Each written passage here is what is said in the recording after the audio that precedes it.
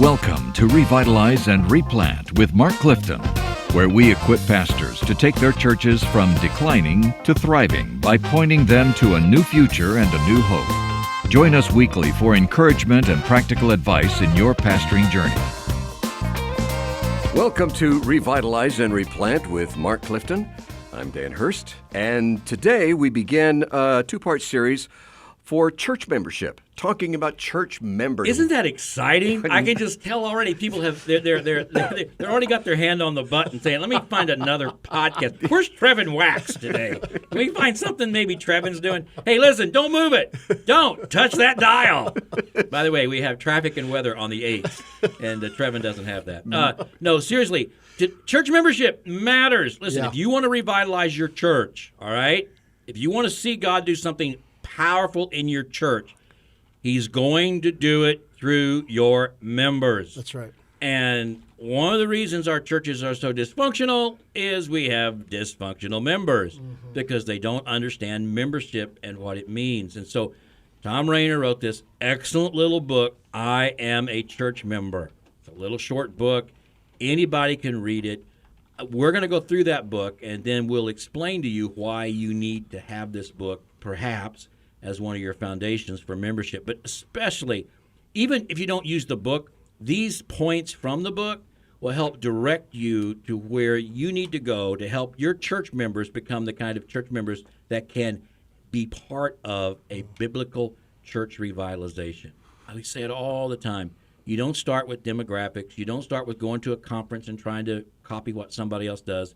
It's not about trying to grow your church and breaking the 200 barrier. It's about letting God do what He wants to do in your church, and He will do it through your people. So we're here with Mark Halleck. Say hello, guys. Mark. Hey, guys. Anybody want to say hi to back at home, Mark, that might be listening? Oh, man, right now? I'll tell you what, just the beautiful city That of might Denver. be listening, is that what you said?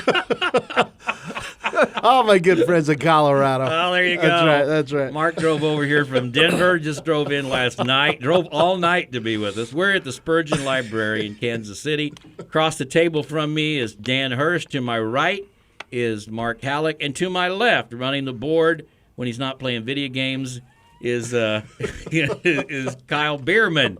And we are all here. And we're going to talk about what it means to be a godly church member. Let's start with number one, because number one is actually rather quite explosive. It's one of those things because everybody's, oh, yeah, I'm a church member, and we'll get to this at some point. Well, why do I have to be a church member? Let's start there. Let's start there. Okay. Because often Rainer does that. Rainer will say, I spent 6 years doing a podcast every week with Tom Rainer. By the way, between Tom and I, we have written 41 books together. Well, not together, but between the two of us, we've written 41 books. Wow. That's impressive. He's written 40, I've written 1. I was going to say. I was waiting for that one. I was waiting for that line. Anyway, whatever. I tell him that all the time. But Tom says, you'd be surprised how I have to push back on people who say, well, membership doesn't really matter. Yeah, what matters is just involvement. Well, it's their understanding of what church membership is. Well, what do you mean membership? And what that comes from, it comes from a whole generation of young men and women who saw membership mean nothing. Mm-hmm. I know when I was a kid, one time I was looking at the monthly Baptist paper that came out in our state when I was in early 1970s, maybe late 1960s. And it had in the middle, it had the church attendance of all the churches in the state, but it also had their membership. And I remember at that time our church attendance was around 300, 350, but the membership was over 1,000. And I didn't know we had over 1,000 members. I remember asking my dad, who was the pastor, how come we got 1,000 members? Oh, yeah, we have 1,000. Where are they? Well, some are non-resident, and some are inactive, and some are. How can we have 1,000? It was like it's a natural thing. Yeah, you got 1,000 members, 300. So I think some of us grew up thinking membership doesn't mean anything. If you can have 1,000 members and only have 300 on Sunday, it means nothing. So I understand some people saying you're putting too much emphasis on membership. What matters is involvement and commitment and that kind of thing. And we don't have time to get into it now, but there is a scriptural basis for membership. That's right. Not the least of which the book of Hebrews that says that you and I as pastors are going to give account for every soul in our care. How do we know who's in our care? Yeah. Also, they did come together. One of the things the church as a whole did, not just the elders or the pastors, they removed members or removed church from their removes what their some members. And that was something the church did. Well, how do you remove somebody if they're not part of something? Yeah, that's right. That's right. there's got to be something, or Yeah. you're removing somebody from somebody that's not there. And how do you practice the one another's? Yes, you know? exactly. I mean, so anyway, you're exactly right. It So is biblical. we're going to, if you want to talk more about membership, we'll do that later. But membership is, I believe, biblical completely. And so with that understanding, now let's go to number one. Okay, so the first one is this: I will be a unifying church member. Wow. Well, that really kind of messes things up, doesn't it? What do you mean unifying? Well, that takes care of the 700 of the 1,000 that didn't show up, probably. Oh, man. There's a lot there. Unpack some of it, Howard. Well, Jesus, I mean, listen, Jesus desires, expects unity in his body. He loves unity. We know from the New Testament that God despises disunity. This is his body. And so if you are not going to be a unifying church member, quite frankly, you're opposed to God and what he expects and desires of his church. Well, let's take it the other side to describe what unifying means. What does a disunifying or ununifying or whatever the word would be? What would that look like? Yeah. Okay, so let's just contrast. So we could say a disunifying. I don't even know if that's a word, but I like the word. I like it. Look it up. Look it up. Okay, Kyle. is someone who is Please. is not truly committed, doesn't follow through on their commitments to the body. A unifying member is faithful and follows through. A disunifying, I'm going with it, is someone who tends to gossip and slander and talk bad about their brothers and sisters. A unifying church member is an encourager. It builds up others, right? A disunifying member is someone who loves to take cheap shots from the stands and isn't in the game using their gifts. A unifying member says, hey, listen, I want to use my gifts. God's given me gifts. I want to help this church move forward. So these are some of the things that we look at, but they're very, very different types of folks. In church revitalization, if you're someone who brings disunity, literally you could be the death blow of the church. And if you're a unifier, you could be the hope giver that this congregation needs to actually begin to see new life and new fruit. I think members who bring disunity, I think they're not people who think through what they're about to say. They may have an opinion on something, but they don't stop and think, listen, is my opinion, is it really that important? And if I share it, how's it going to affect the unity of the body? The unity of Christ's body is so important. I don't want to do something off the cuff that could damage that I haven't thought through and prayed through and talked about with some other people I trust. And sometimes we create this environment in Baptist churches of local church, governance, which is great, but we sort of adopted this idea that we're a big public town hall and anybody can say anything that's on their mind. That's a huge value, like that's a New Testament value or something, right? Yeah. So the most carnal, unprayed up Christian can just pop off about anything, and we're supposed to listen because he's a member. That's right. Well, you're a disunifying member if you don't think carefully about what you say in a church meeting or to a church brother or to a church leader. That's right. You put that through that filter. Is this going to be unifying or disunifying? If it may be disunifying, I need to step back and make sure this is what I need to say and how I need to say it. That's right. I'm not telling you never confront leadership or never express opinion you believe God's given you. I'm not telling you to do that. I'm telling you, be careful how you do it, and don't do it just off the cuff, and don't do it out of your own personal preferences, right? And realize, here's the deal, I have to be intentional about being unifying, because we're all like kindergartners. We all want what we want, right? That's right. We want everybody to look at us. We want everybody to do what we want. We know what kind of music we want. We know what kind of pews we want. We know what kind of preaching we want. We know what kind of building we want. We know all that. Well, that doesn't matter. What does Jesus want with his church? And how can I be a unifying member? And That's so good. Man, wouldn't it be great if you looked out on Sunday morning, everybody out there wanted their first goal was to love Jesus more and pursue holiness.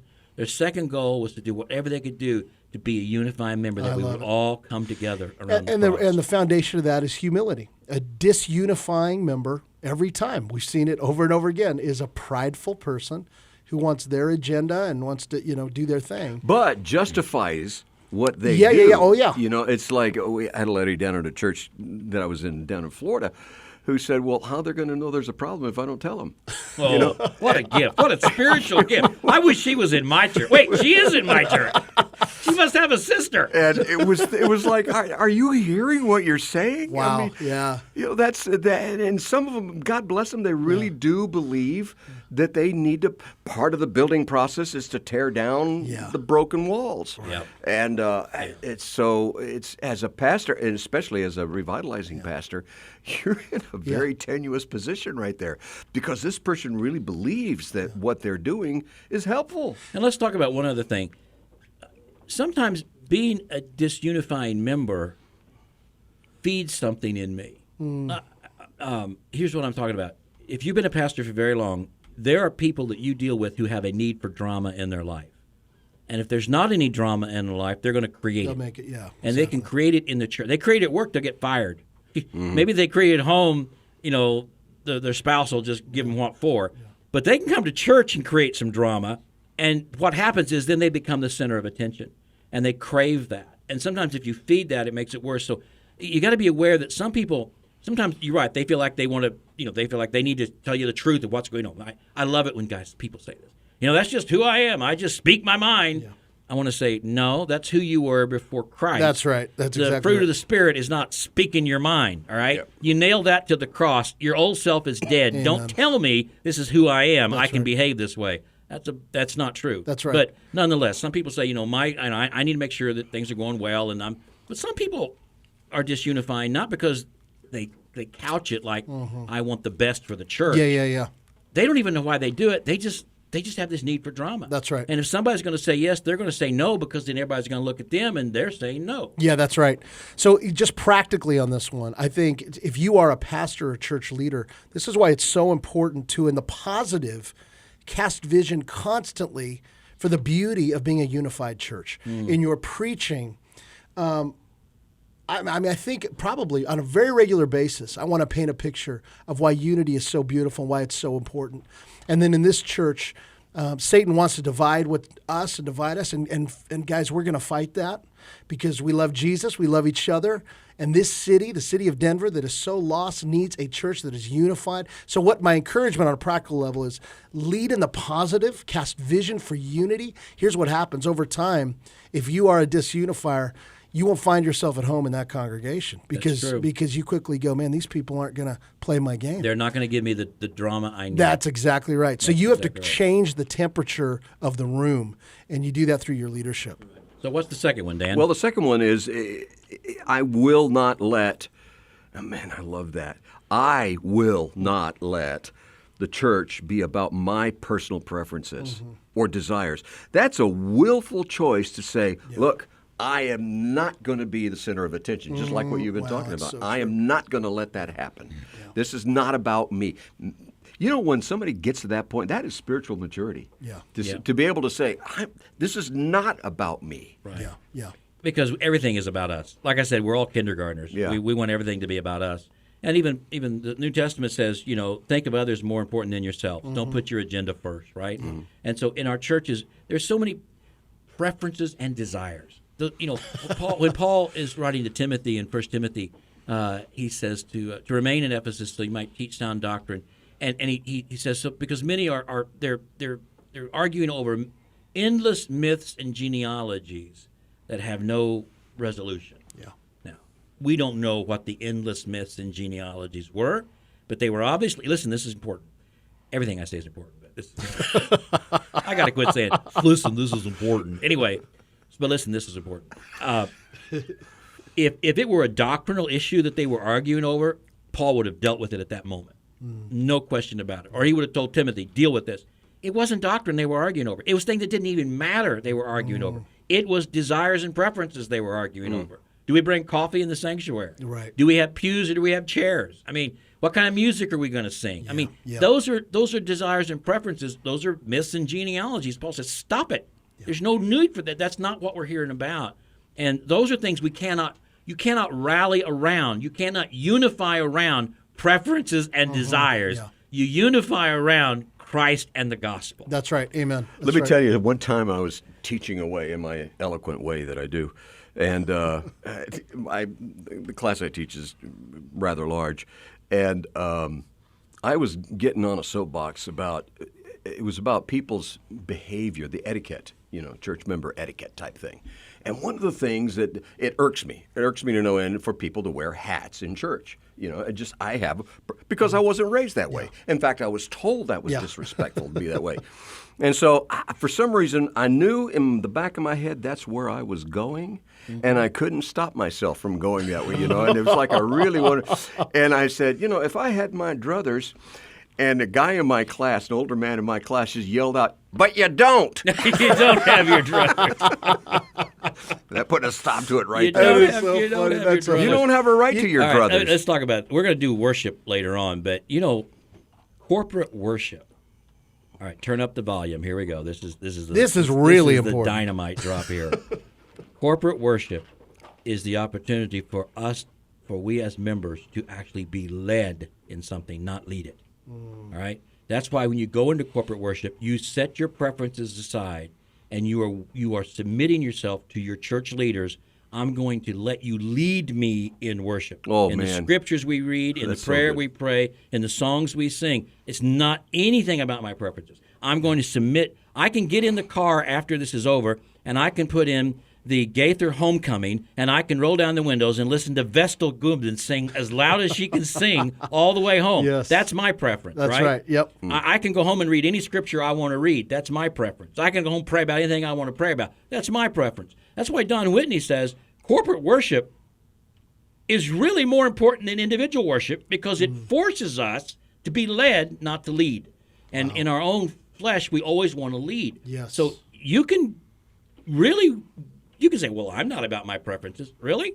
Yeah. What about, are you willing to be led in corporate worship? Are you willing? Yeah. And so it's things like corporate worship. It's also all other kinds of things. Yeah. No, I've got, it makes me think of on this one, there really is, it's more of an art than a science in terms of how do you help people face their personal preferences and desires and then lead them beyond those.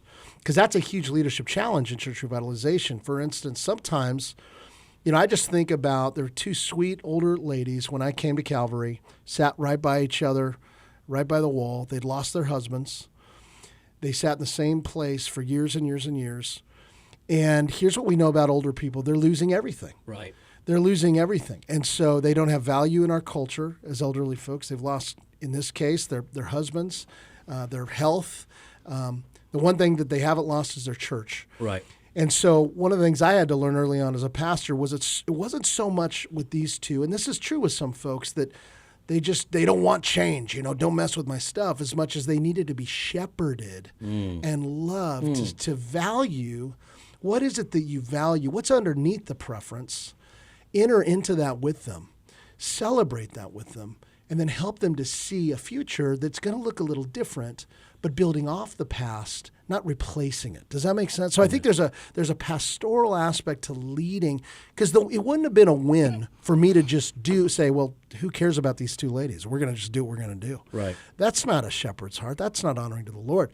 So it takes time, Pastor, to love those two ladies, to hear their stories, to let them cry and think and share some of the memories of why that's hard. Because here's a lot of times they know they're going to die. Yeah. They know that they can't carry this on. Right. But how you lead them with tenderness and care is so crucial, I think, to leading positive change, at least with that type of person who's holding on to preferences. Does that make sense? Yeah, absolutely. And we have to revisit this as pastors.